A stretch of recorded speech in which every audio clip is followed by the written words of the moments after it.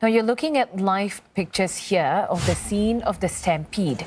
South Korean President Yoon Suk-yeol is there, and Yonhap reported that President Yoon says it was so miserable to see this disaster in the heart of Seoul. He has held 2 emergency meetings earlier today and ordered officials to secure hospital beds for the affected. The Seoul Metropolitan Government said it has received about 270 reports of missing persons related to the Halloween incident.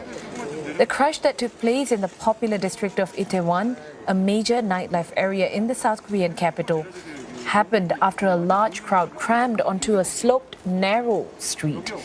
And officials say most of the victims were women in their 20s.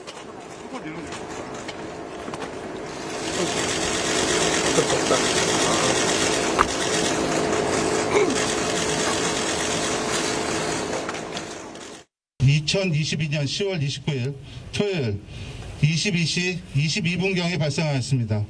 장소는 용산구 이태원동 119-7번지 일대에서 발생했습니다. 지금 원인은 조사 중에 있습니다. 기후는 할로윈 행사 축제 중 다수의 인파가 넘어지면서 참석 시민 다수의 사상자가 발생한 사고입니다. Well, the fire chief said the death toll could rise due to the severity of the injuries.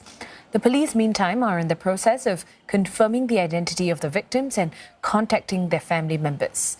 Ahead of the stampede, witnesses described chaotic scenes as police struggled to maintain crowd control in the party district.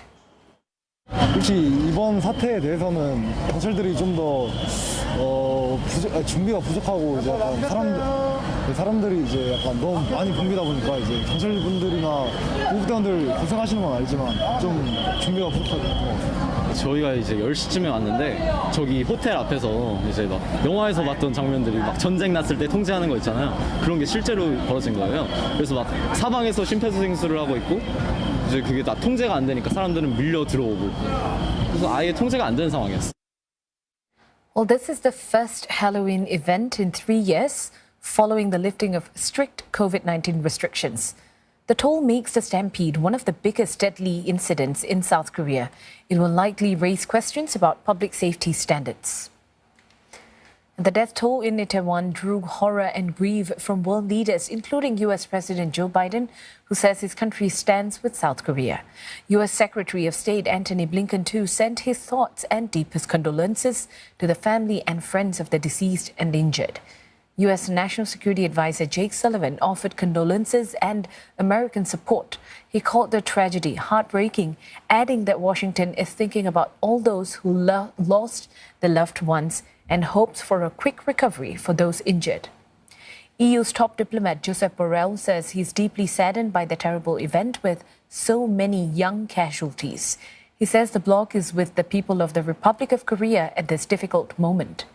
UK Prime Minister Rishi Sunak called the news from Seoul horrific, saying all thoughts are with those currently responding and all South Koreans at this very distressing time. And French President Emmanuel Macron offered France's heartfelt support to South Korea. In a tweet, Mr. Macron tells Seoul that France is by its side.